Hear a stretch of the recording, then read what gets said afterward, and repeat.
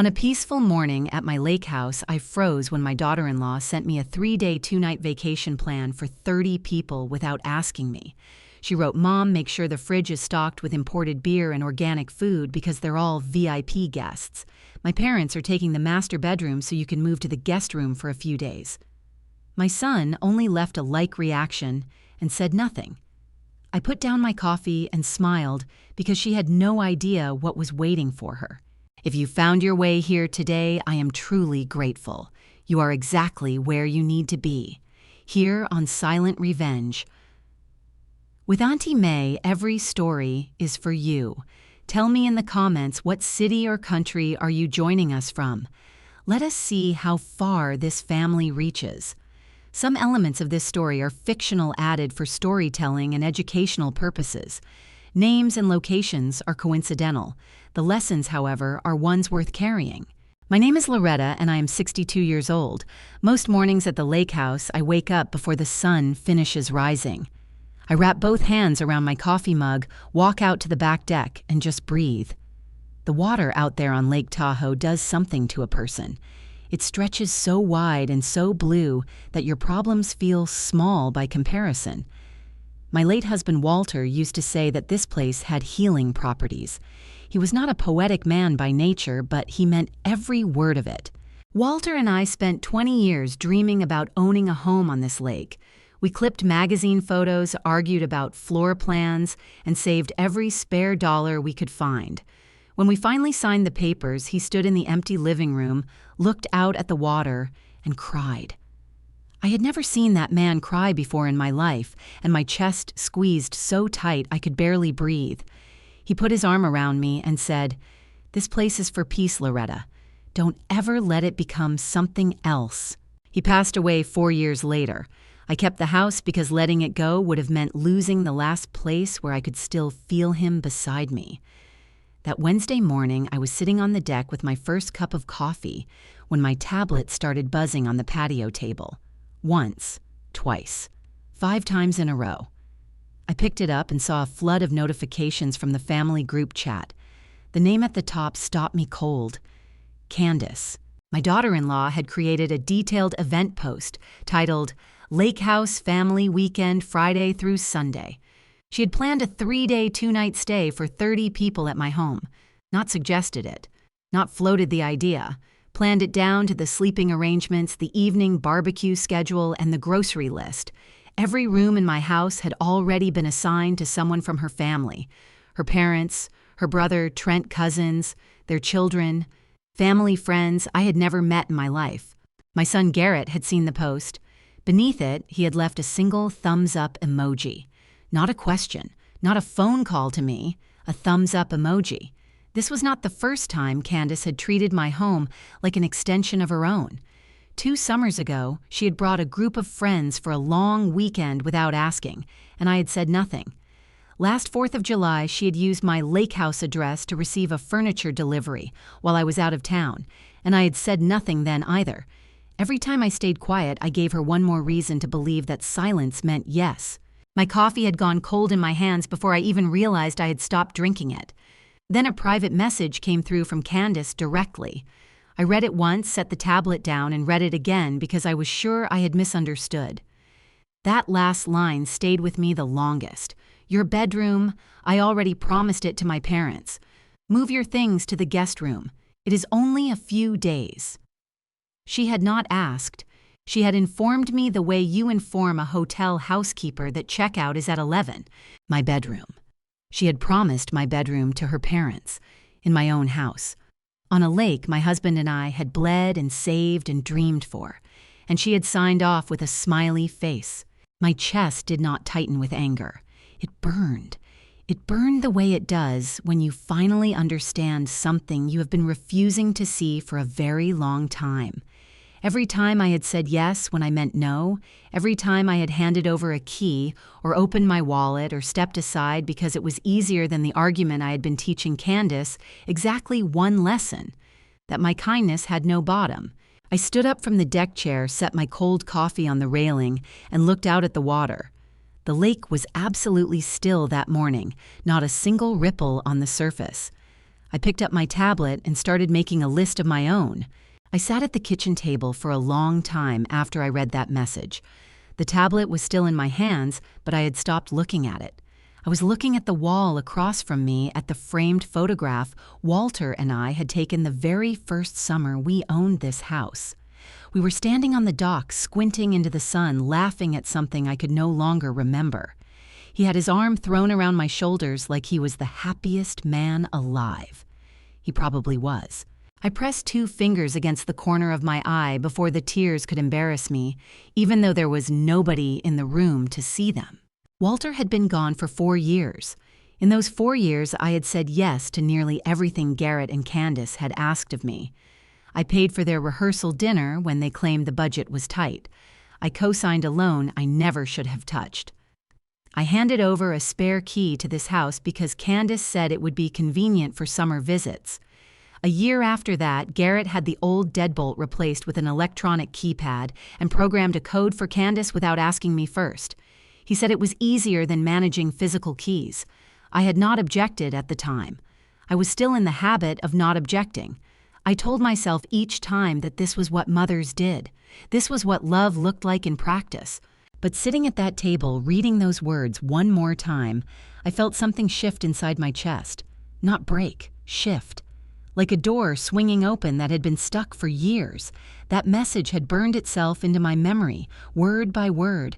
The imported beer, the organic groceries, your bedroom, move your things. It is only a few days.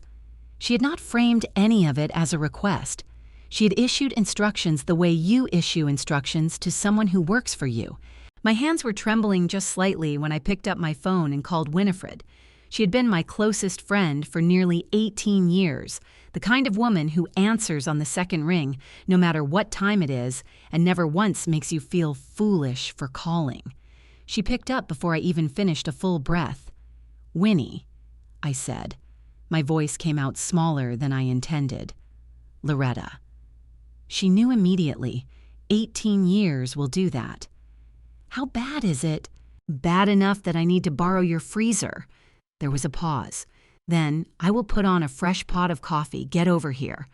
I hung up and sat for one more moment in the quiet kitchen. Through the window, the lake was still that perfect, impossible blue.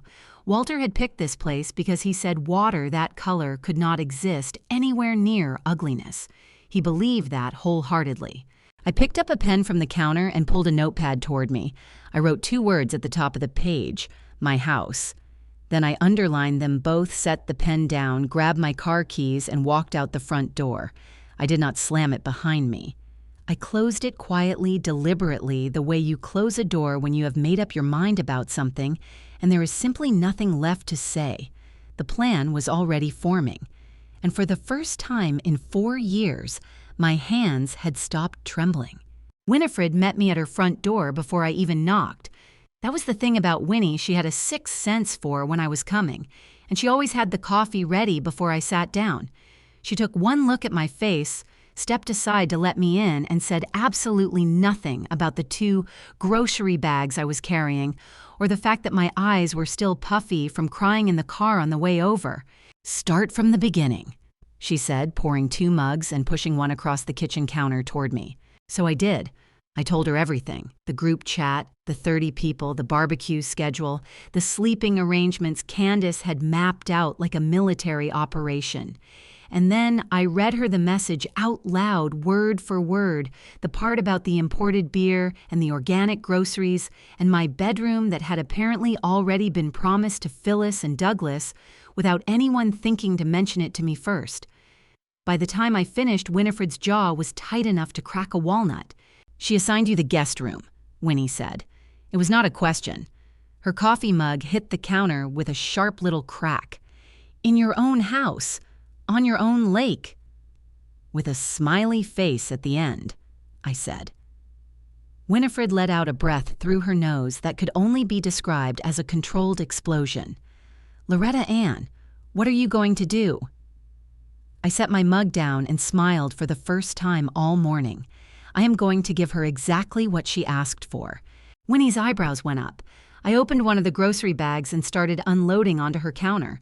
2 pounds of organic carrots, a bag of brown rice, 4 blocks of firm tofu, a bundle of kale so dark green it was almost black, a case of plain, sparkling water. Winifred stared at the pile.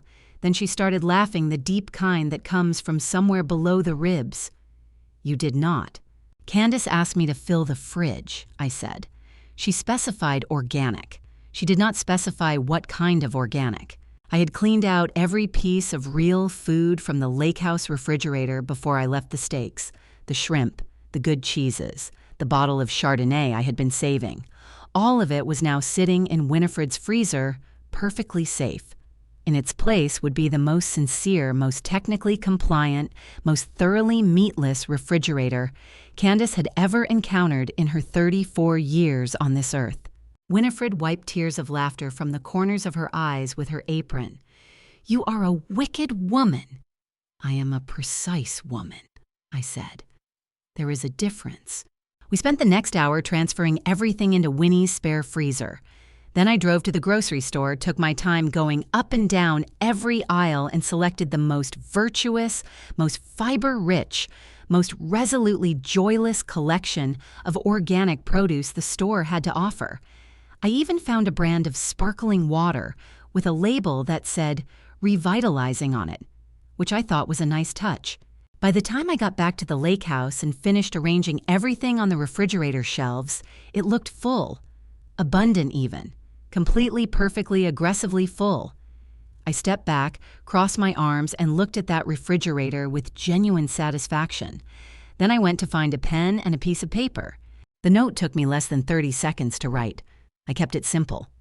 Plain block letters on a plain white index card, the kind I used to use for lesson plans back when I was still teaching. I pressed down hard with the pen so the words would be clear from a distance. Private bedroom, not available to guests. I walked down the hallway to the master bedroom door and pressed the card against the wood right at eye level and taped all 4 corners down flat. Then I stepped back and looked at it. Something about seeing those words on that door made the burning in my chest settle into something steadier, calmer, like the difference between a wildfire and a controlled burn. I went to the nightstand, unlocked the small personal safe Walter had installed years ago for documents and valuables, and placed the bedroom key inside. I spun the combination. Nobody was getting into that room, not Phyllis, not Douglas, not anyone who had not been invited by me personally. Next, I opened the home network settings on my phone and changed the Wi-Fi password to something I will not repeat here, but that made my feelings on the matter perfectly clear. Candace had asked for the Wi-Fi password the second summer she started coming here regularly. I had given it to her without thinking twice. By now, she had probably shared it with half her contact list. Then I went through every streaming service connected to the living room television. The subscriptions I paid for every single month and logged each one out remotely. Netflix, HBO, Apple TV, every last one. The television would still turn on. The house would still have power and running water and working appliances, but it was not going to function as a free luxury resort for 30 strangers, and I intended to make that clear in every small way available to me. Then I called Roy.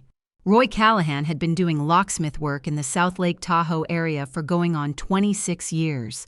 He had changed the locks on this house twice before, once when we first bought it, and once after a break-in 2 doors down made Walter nervous. He was the kind of man who showed up on time, did the job right, and did not ask unnecessary questions, which I appreciated enormously. He answered on the second ring. "Miss Loretta, everything all right?" "I need new deadbolts," I said. "Front door and the side entrance off the garage. Today, if you can manage it." There was a brief pause. "I can be there by 2. Roy arrived at 1:58. He replaced both deadbolts with heavy-duty Schlegel locks, the kind rated for residential security that cannot be picked easily and cannot be opened with a copied key from the old set.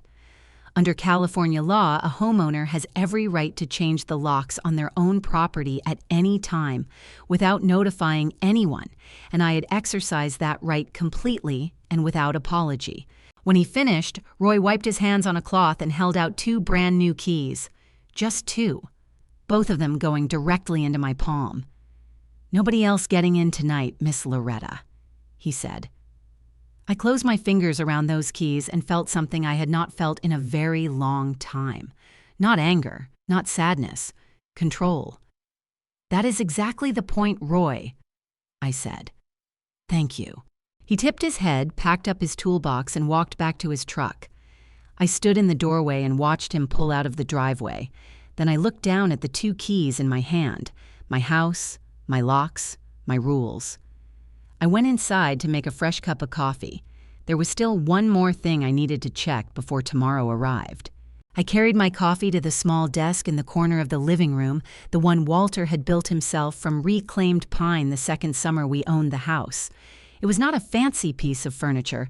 The finish was uneven in places, and one of the drawers stuck if the weather was humid. But I had never once considered replacing it because his hands had made it, and that meant it was staying exactly where it was until the house fell down around it. I opened my laptop and pulled up the joint checking account. Garrett and I had maintained that account together for 6 years. It had started as a practical arrangement, a shared pool for house expenses, emergency costs, the kind of thing families do when they are trying to take care of each other. I trusted my son completely. Because of that trust, I had not looked at this account carefully in months. I checked the balance occasionally, made sure the automatic transfers were going through, and left it alone. I was not leaving it alone tonight. I scrolled back through 4 months of transaction history and felt the air leave my lungs in one slow, quiet rush. The withdrawals were not dramatic individually. $240 here, $380 there, one for nearly $600. But they added up, and when I added them up, my stomach turned over hard. Garrett had been pulling money from our joint account regularly, and every transaction I could trace led back to the same place. I recognized the spa name because Candace had mentioned it at dinner last spring, laughing about how expensive the treatments were. The car lease payments matched the amount she had once complained about to Garrett within earshot of me. I had not been snooping. I had simply been paying attention without realizing I was doing it. There were also 2 charges from a high-end furniture store.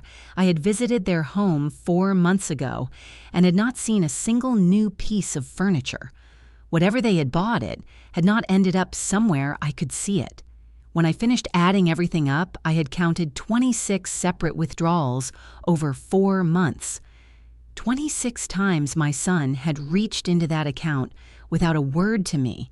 He had simply reached into an account we built together for emergencies and used it to fund a lifestyle I had never agreed to subsidize. My throat tightened so hard it hurt. I pressed my hand flat against the desk to steady myself because my legs had gone genuinely unsteady beneath me. This was not Candace overstepping. This was my son, my Garrett. The boy I had raised, whose college tuition I had worked double shifts to cover, whose hand I had held in the hospital waiting room the night his father died. I sat with that feeling for exactly 2 minutes. Then I opened the transfer screen. I moved every remaining dollar from the joint account into my individual account, every single one. I left $1 behind because most joint accounts at major banks require both account holders to sign off on a closure, and I was not ready to sit across a table from my son and do paperwork. $1 was enough to keep it open, and everything else was no longer within his reach. Everything else was mine. Then I opened the credit card portal and removed Garrett as an authorized user. Under the Fair Credit Billing Act, a primary cardholder can remove an authorized user at any time immediately, without requiring the user's consent. The card would stop working for him the moment I clicked Confirm. I clicked Confirm. My phone buzzed on the desk beside me, a text from Candace.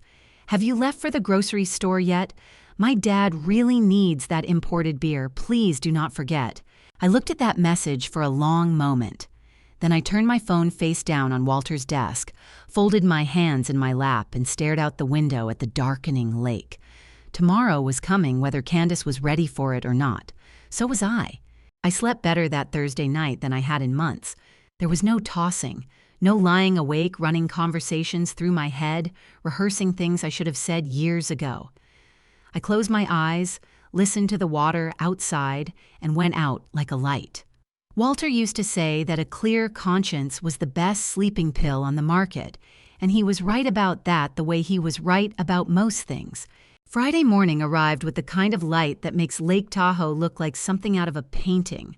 Gold and pink across the water, the pine trees still and dark against the brightening sky.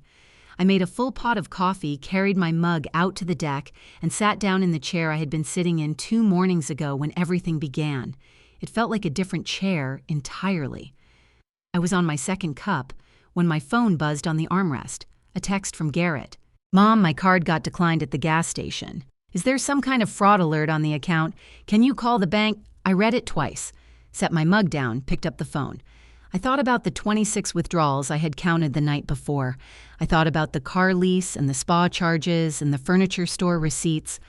I thought about 6 years of trusting my son with an account we had built together, and what he had quietly done with that trust while I was not paying attention. Then I typed my response. "No fraud alert, Garrett. I removed you as an authorized user yesterday evening. You will need to use your own card from now on."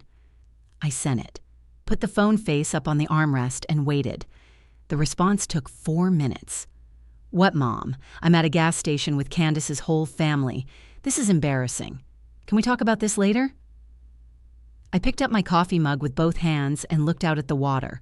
"We can talk whenever you would like," I typed back. "But the card situation is not changing." I set the phone down and did not look at it again for a while.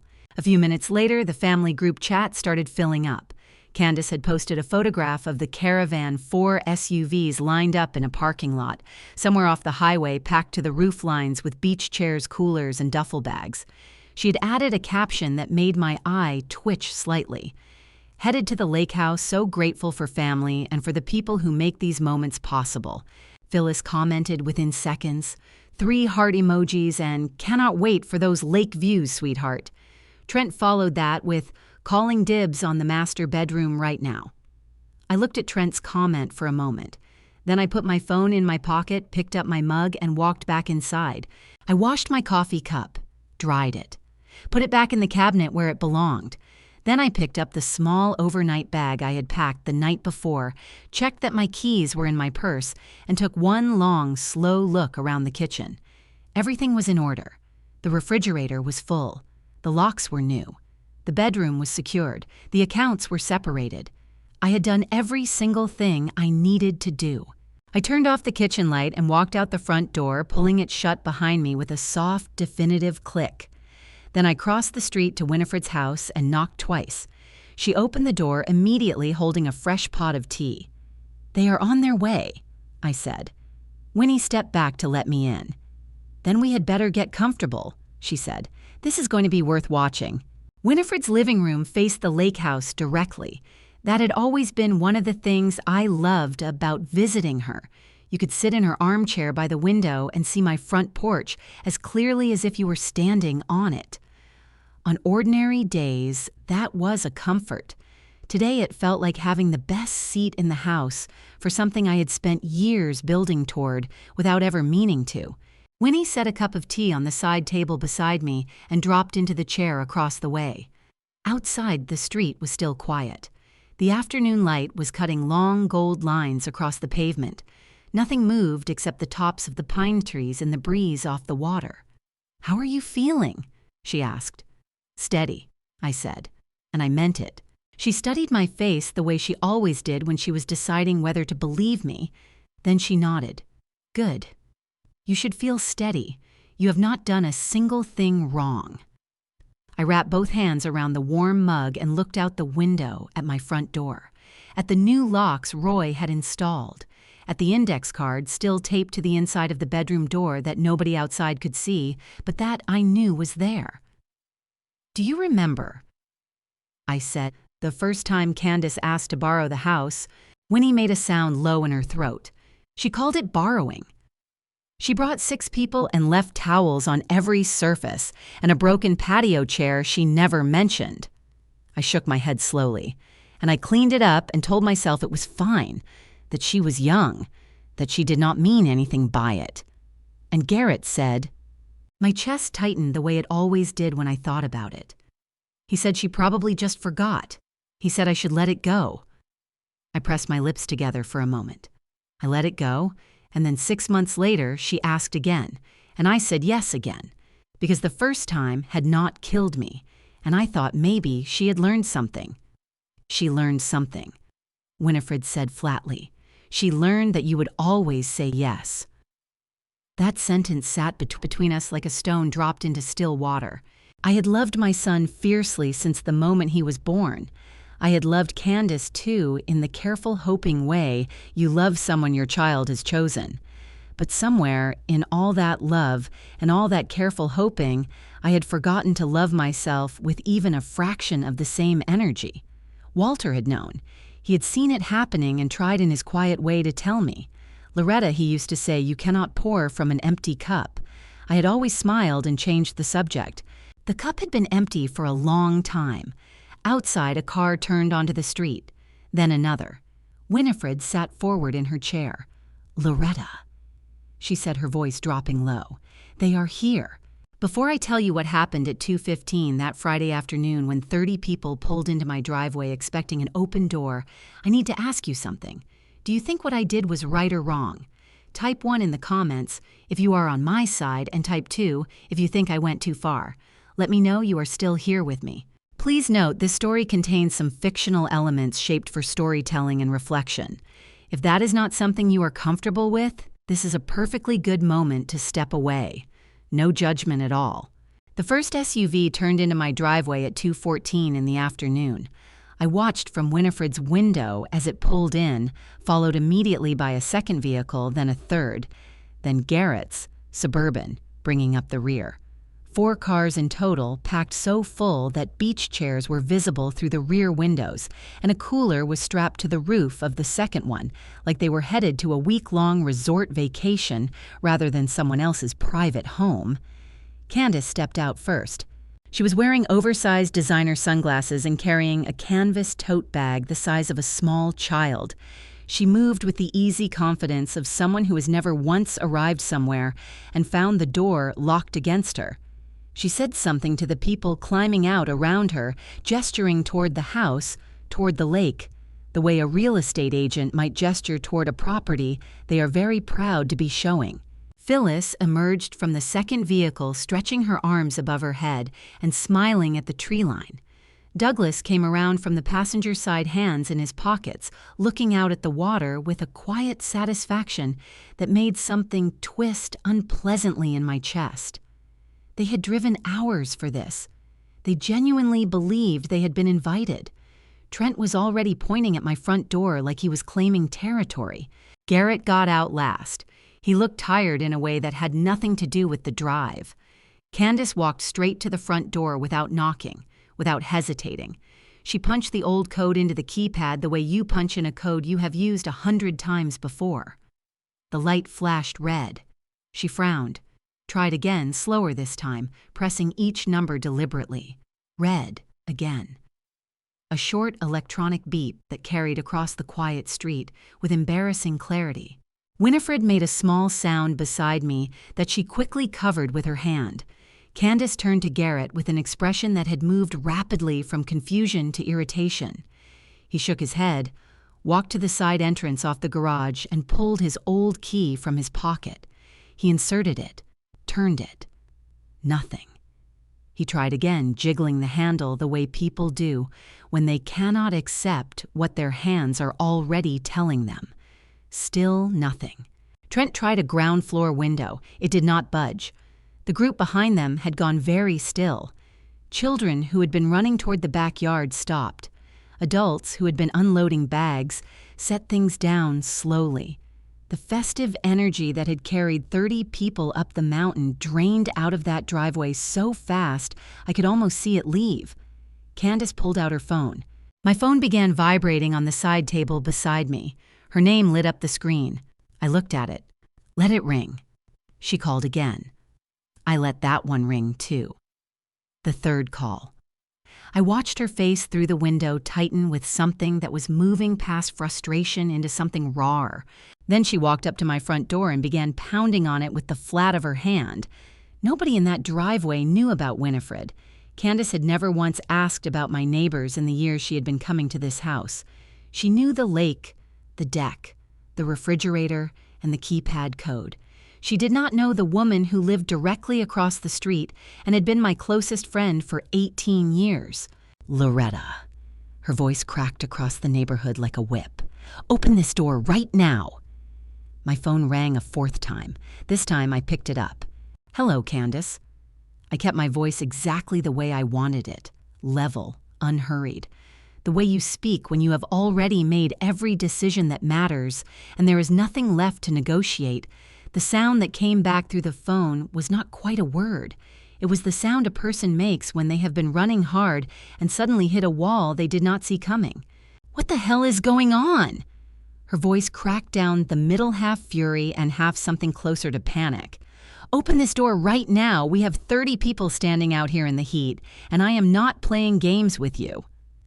I looked out Winifred's window at my front porch. I could see Candace standing there, one hand pressed flat against my door phone, jammed against her ear. Her sunglasses were pushed up on her head now. Her face was flushed and tight. "I never agreed to host anyone, Candace," I said. "You knew we were coming. Everyone is here. The kids are out in the sun. My mother has been in a car for 4 hours, and you are pulling this right now." "I knew you were planning to come," I said. "That is not the same as my permission." "This is insane." Her voice jumped an entire register. "You cannot do this. These are real people with real travel plans and real—" "My family drove for hours," I said before she could finish. "I understand that, but that is not my responsibility, Candace. I did not invite them. You did, without asking me." There was a sound on her end that I can only describe as swallowed fury. Then very loud, "Open this door or I swear I will—" I watched her through the window. Her free hand was balled into a fist at her side. Behind her, Garrett had stopped moving. Phyllis and Douglas were watching their daughter with expressions I could not entirely read from this distance, but that did not look like sympathy. "I hope your family enjoys the fresh air, Candace," I said. "Drive safe." I ended the call. Winifred, who had been standing 2 feet away with both hands pressed over her mouth, let out a breath so long it seemed to come from somewhere below her knees. "Loretta Ann," she whispered. "Do not start," I said, but I was already smiling. Just barely. Just enough. I set the phone on the side table and turned it face down. Outside, Candace stood frozen on my porch, staring at her screen, like she could not process what had just happened to her. I watched her shoulders rise and fall with a breath she pulled in from somewhere deep.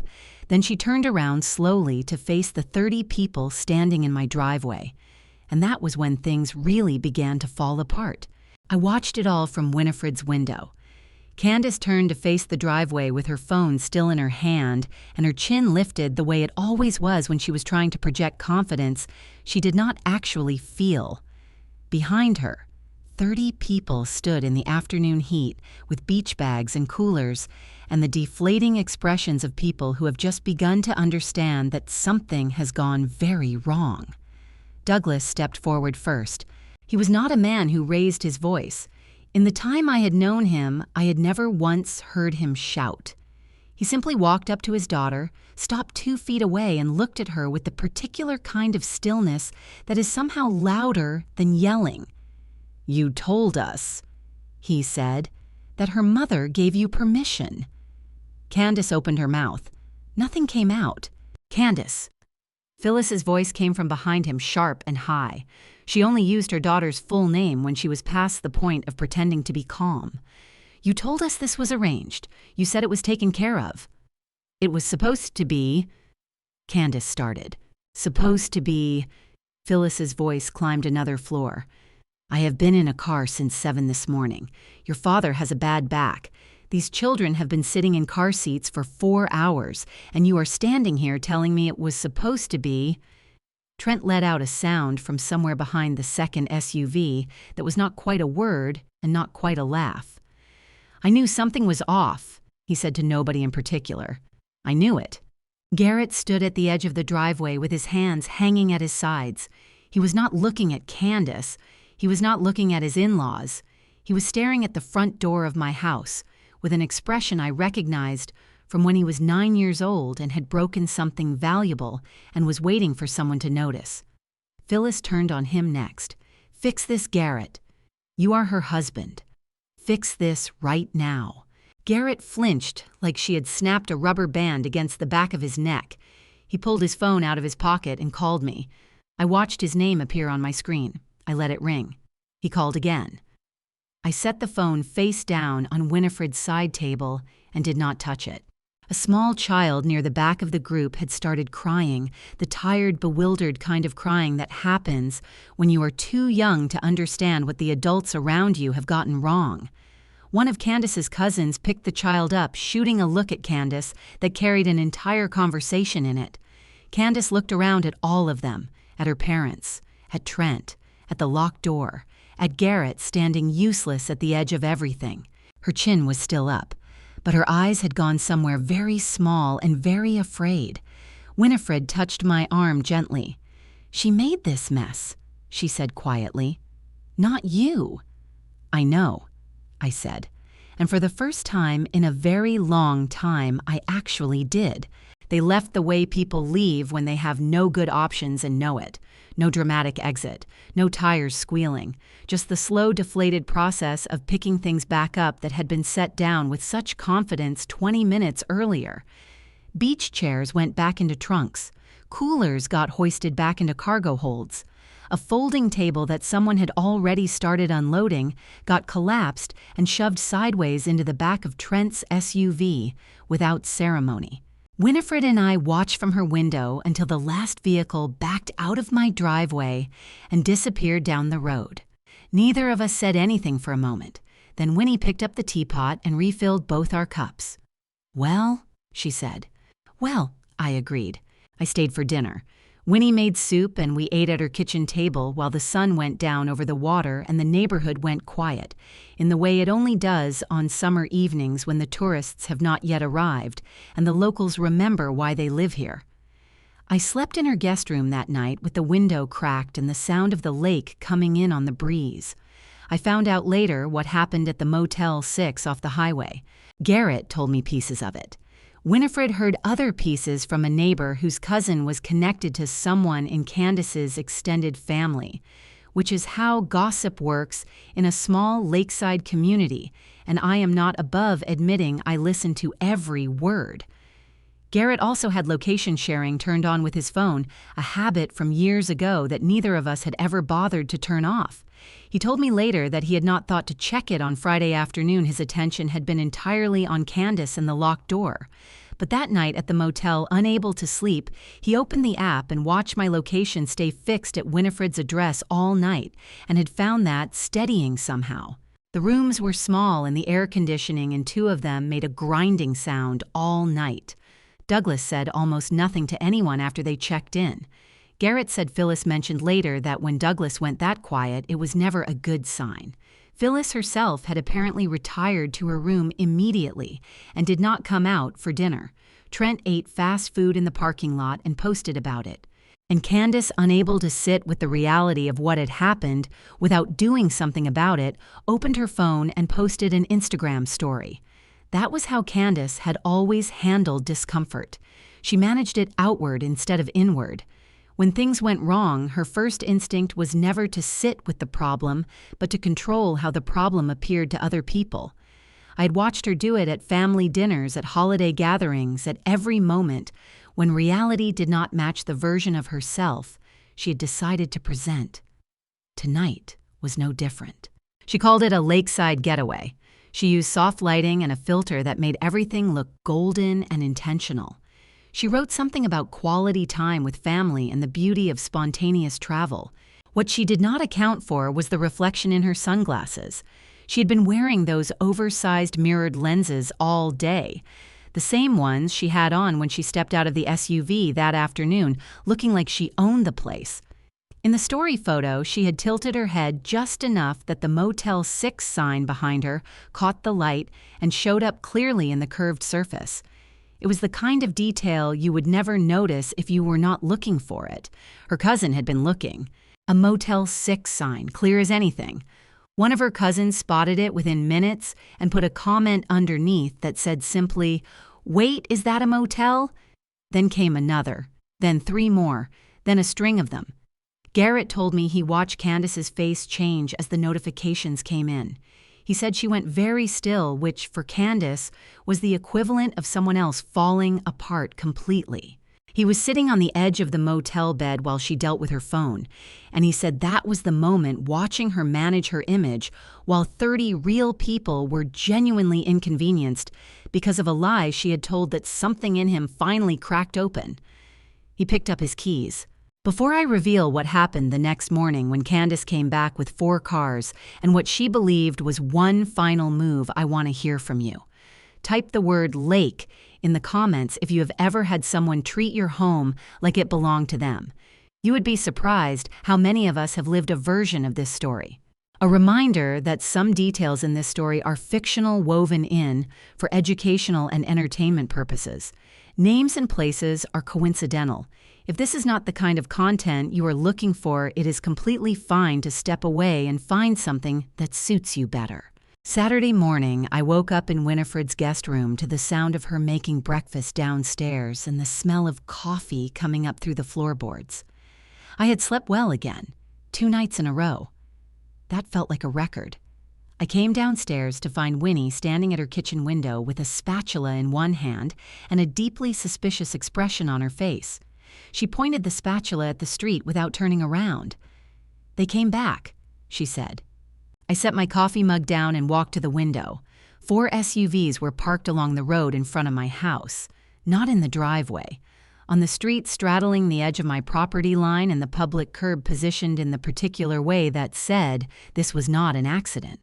Candace was standing on the sidewalk with her arms crossed, talking to Trent. Douglas and Phyllis had not yet gotten out of their vehicle. I recognized the strategy immediately. She could not get inside, so she was planting herself outside, letting her family see her doing something, showing them she was not defeated. What Candace did not know was that on Wednesday evening, before I had done anything else, I had sent a brief email to the South Lake Tahoe Homeowners Association. I had kept it simple. I stated that I would be away from my property this weekend and that I had not authorized any guest vehicles to park on or adjacent to my premises. I asked that the standard parking regulations be enforced. I included my property address and my contact information. The HOA had confirmed receipt within the hour. This was not the first time I had contacted the association. 3 years earlier, I had filed a noise complaint about a neighboring property during a late-night gathering, and they had responded the same day. South Lake Tahoe HOA enforcement took parking violations seriously, particularly on residential streets near the waterfront where congestion was a recurring problem. I had known that when I sent the email. At 8:57 that Saturday morning, a city tow truck turned onto my street. Officer Del Vecchio had been handling code enforcement in this district for 11 years. He was a compact, unhurried man who wore his uniform like it had been pressed that morning, which it probably had.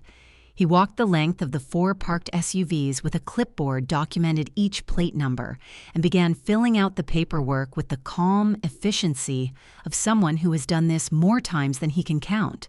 Candace watched him for approximately 45 seconds before she understood what was happening. "Wait." She stepped forward, her voice climbing immediately. "Wait, those are our cars. We are guests of the homeowner." Officer Del Vecchio looked up from his clipboard. "Do you have documentation of parking authorization from the property owner?" Candace opened her mouth. "Because I have documentation stating no guest vehicles have been authorized for this address this weekend," he said. He returned to his clipboard. The tow truck hooked the first SUV under California Vehicle Code Section 22651. A vehicle parked in a manner that obstructs access to private property may be removed without prior notice to the owner. 4 vehicles, 4 separate impound fees, between $400 and $600 each to retrieve them from the city lot. Douglas finally got out of his vehicle.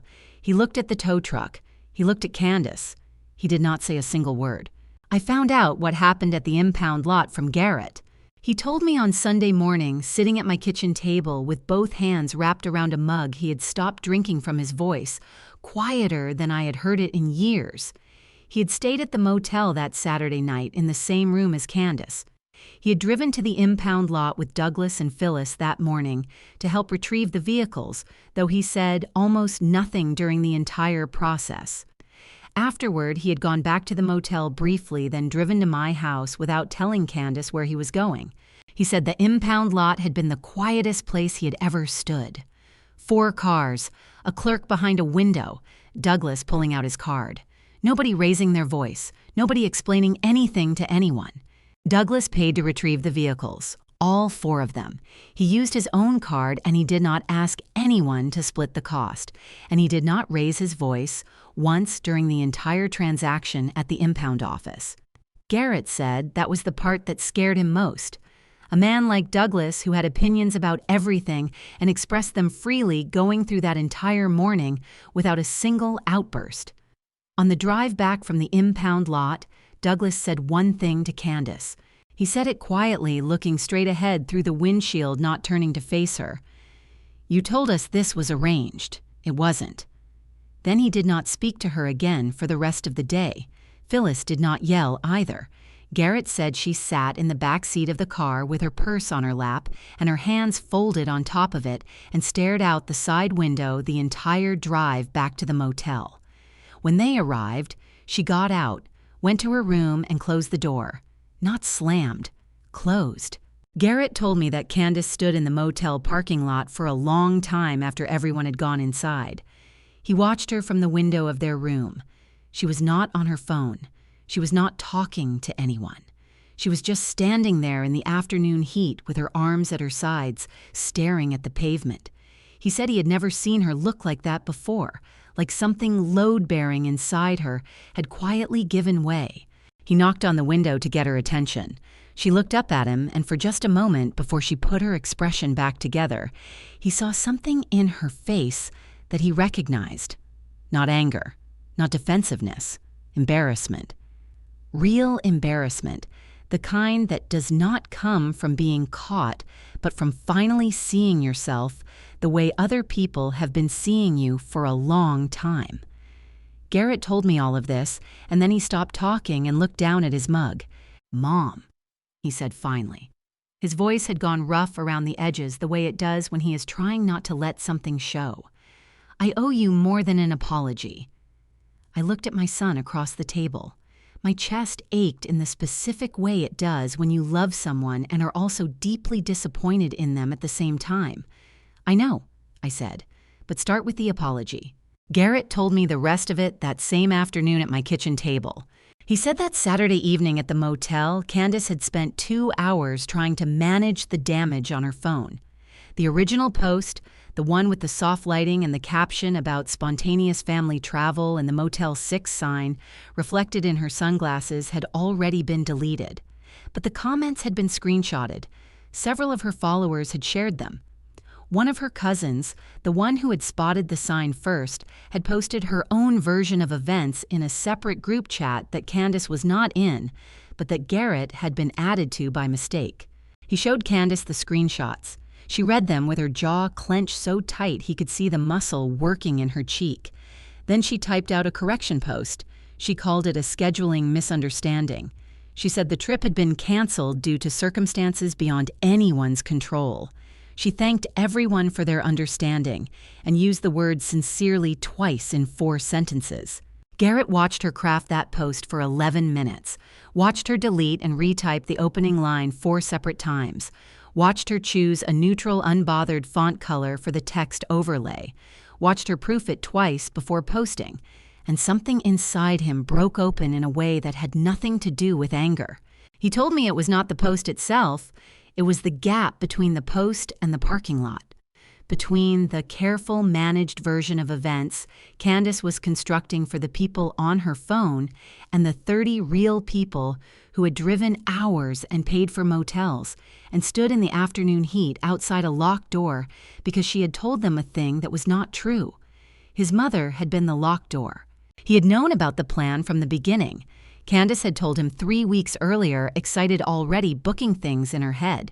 He had said nothing to me because he knew I might say no, and he had not wanted to deal with that conversation. He had chosen his own comfort over my dignity, and he had dressed that choice up in his head as keeping the peace. Sitting in that motel room, watching his wife manage her image, he finally saw it for what it was. He stood up, picked up his car keys from the nightstand. "Where are you going?" Candace looked up from her phone. "To see my mother," he said. "Garrett." Her voice had an edge to it. "We are in the middle of something." He looked at her for a moment, at the phone in her hands, at the carefully worded post waiting to be fine-tuned on the screen. "No," he said quietly. "You are in the middle of something." He walked out. He knocked 3 times, quietly like someone who was not sure they deserved to be heard. I had been up since before sunrise.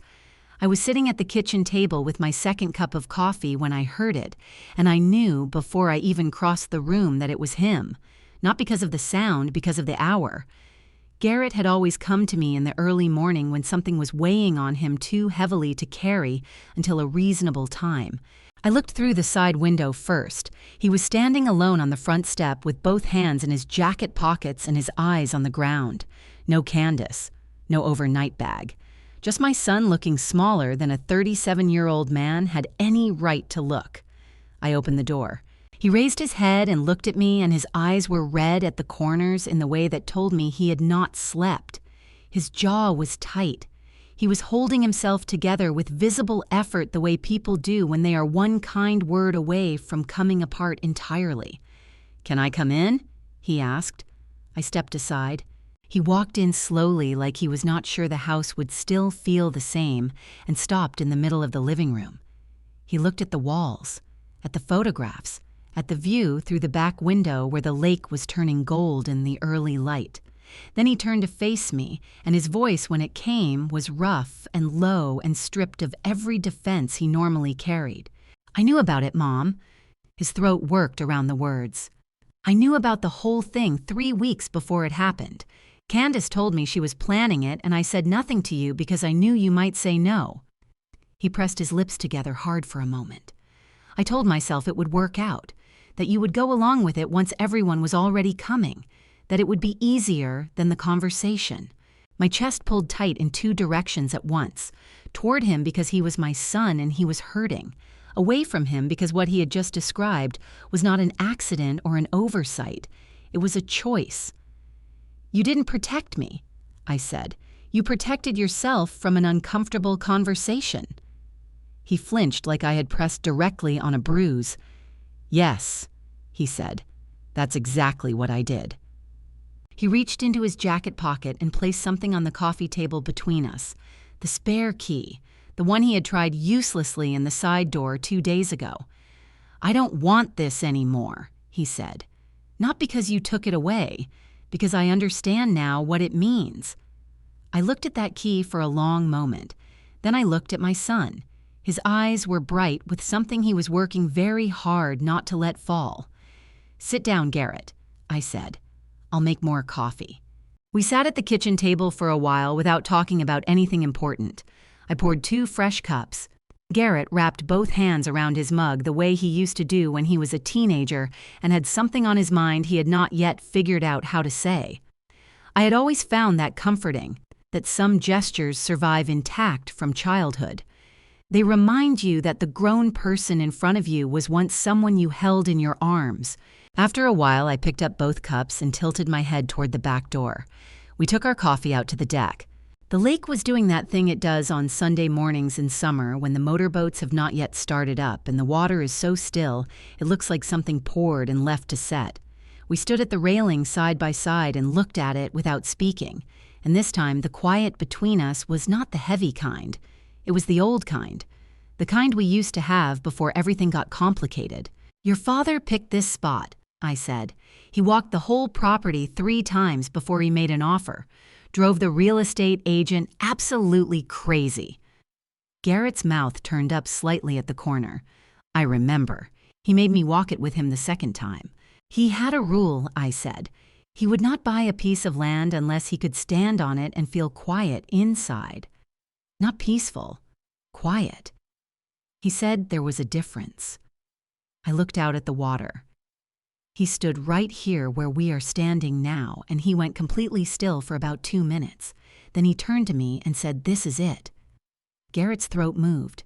"He told me once," I continued, "he had chosen this place for one reason above all others: peace, the real kind, and that I should guard it."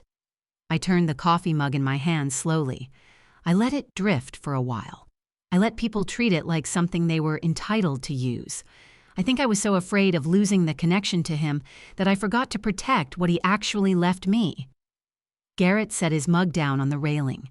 His hands were not steady. "Mom." His voice broke on the word just enough. "I'm sorry, not for the locks and not for the card, for the years of it, for every time I told you to let it go." My eyes stung. I did not look away from the lake.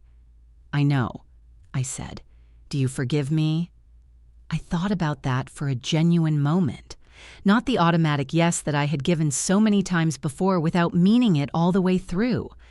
"I'm working on it," I said. That's the honest answer. He nodded slowly. He picked his mug back up. We stood there together until the first motorboat appeared in the distance and the water began to move again. Then his phone buzzed on the railing between us. He looked at the screen and then at me. "It's Candace," he said. "She wants to call you." I looked at Garrett's phone on the railing between us. Candace's name on the screen. The same name I had watched light up my own phone 2 days ago while she stood on my porch, pounding on my door. The same voice that had told me to fill up the refrigerator and move my things to the guest room. The same person who had invited 30 people to my home without asking me a single word. I stood there for a moment just looking at it. I was not angry anymore. I was not even particularly guarded.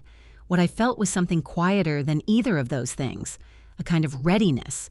The same feeling I had had standing in Roy's driveway watching him drive away, with the old keys gone and the new ones in my hand. "Tell her she can call," I said. "But give me a minute." Garrett nodded. He picked up his mug from the railing and stepped back inside without a word, pulling the door gently shut behind him. Through the glass, I could see him sit back down at the kitchen table and wrap both hands around his coffee the way he always did when he was waiting for something important to happen. I turned back to the lake. The motorboat from earlier had disappeared around the far bend, and the water had gone completely still again. The kind of still that makes you feel like the whole world has taken a breath and is holding it. I thought about Walter, about how he used to say that forgiveness was not something you gave for the other person's benefit. You gave it for your own, so the weight of carrying it stopped being yours to bear. He had said that to me once about his own brother years before we bought this house, during a long drive home from a holiday dinner that had gone badly. I had not fully understood what he meant then. I understood it now. I had been carrying a lot of weight for a very long time. My phone buzzed in my pocket. I took one slow breath, then I answered, "Loretta." Candace's voice came through the line, and I recognized immediately that something in it was different. Not the performance of confidence I was used to hearing from her. Not the clipped efficiency she used when she wanted something and expected to get it. Just a voice, tired and stripped down and smaller than I had ever heard it from her in 7 years of knowing her. "Candace," I said. A pause, long enough that I could hear her breathing on the other end, steady but effortful the way people breathe when they are working hard at something that does not come naturally to them. "I don't know how to start this," she said finally. "Start with what's true," I said. She exhaled. The sound of it carried all the way through the phone. "I was wrong about the house, about the groceries, about your bedroom." Her voice tightened on that last word the way a muscle tightens around a bruise. "I made decisions about things that were not mine to decide, and I told people things I had no right to tell them." "Yes," I said. "You did." She did not argue. That alone told me something. "I told myself you wouldn't mind." Her voice cracked slightly down the center, just enough to let something through. "I told myself you were family and family shares things, but that wasn't honest. The honest version is that I stopped seeing your generosity as something you chose to give. I started treating it like something I could count on taking." The lake stretched out in front of me, wide and quiet and entirely indifferent to the conversation I was having. I let her words settle for a moment before I answered. I appreciate you saying that, I said. I mean it. I'm sorry, Loretta. Her voice was very quiet now.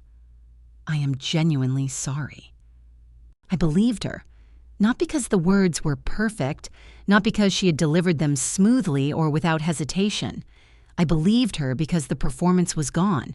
What was left underneath it was just a woman who had made a serious mistake and was standing in it without trying to argue it down to something smaller than it was. I forgive you, Candace, I said, but I need you to understand what that means and what it doesn't mean. Okay. Her voice was steadier now, anchored to something. It doesn't mean we go back to the way things were. I kept my own voice level. Calm the way the lake was calm. It doesn't mean access codes and spare keys and assumptions about what I will go along with. It means we start over on different terms, terms that involve asking. I understand, she said. I do. Good, I said. Then that's where we begin. I ended the call, stood at the railing for a moment longer with the phone warm in my hand and the afternoon sun moving slowly across the water. Garrett told me later that she had not slept the night before. Her sister had texted him Sunday morning and mentioned that Candace had been up past 2 in the morning, not on her phone, not watching anything, just sitting on the edge of the bed in the dark. Her sister had been in the room next door and had checked on her twice. I do not know exactly what moved through Candace's mind during those hours, but I think that night alone in that motel room had done something that nothing else had quite managed to do. I turned around and went inside to find my son. Garrett was sitting at the kitchen table when I came back inside. He looked up the moment I walked through the door, reading my face the way he had learned to do as a child, back when he could tell from 20 feet away whether I was about to say something difficult or something kind. Walter used to say Garrett could read a room before he had fully entered it. Even as a small boy, he had always been perceptive in that particular way. She apologized, I said. A real one. Something in his shoulders came down about an inch. Not all the way, but enough. Good, he said quietly. That is good, Mom. I pulled out the chair across from him and sat down. Neither of us spoke for a moment. The kitchen was quiet around us the way it gets in the late morning when the light through the windows has gone from gold to white and the day has settled into itself. I looked at my son, at the lines around his eyes that had not been there 5 years ago, at the way he was holding his mug with both hands, the same way he had held it earlier that morning, like something to anchor himself to. I reached across the table and put my hand over his. He looked down at it. Then he turned his hand over and held mine back the way he used to do when he was small, and we were crossing a parking lot and he was not paying attention to traffic. He had always reached for my hand without looking. Pure instinct, pure trust.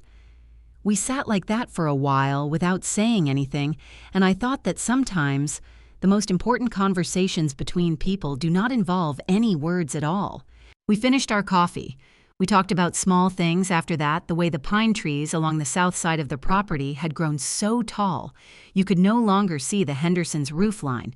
From the deck, the loose board on the back step that had been loose for 2 summers and kept getting added to a list, neither of us maintained seriously whether the family of ducks that nested near the North Dock every June had come back yet this year or moved on to a quieter stretch of water.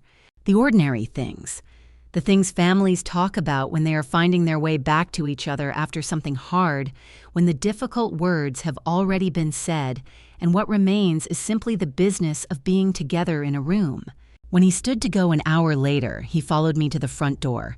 He put on his jacket, checked his pockets for his keys, stood in the open doorway for a moment, looking out at the street the way people do when they are not quite ready to leave, but know that they need to. Then he turned around and hugged me. Not the quick kind, not the one-armed, side-facing kind that men his age often default to when they are in a hurry or feeling awkward. He wrapped both arms around me the way he had when he was a boy, and something had frightened him or hurt him, and he needed to be held rather than simply comforted. It lasted long enough to mean something, long enough that I felt the tightness in my own chest begin very slowly to ease. "I will call before I come next time," he said into my shoulder. "I know you will," I said. I stood in the open doorway and watched his car back out of the drive and disappear around the bend in the road.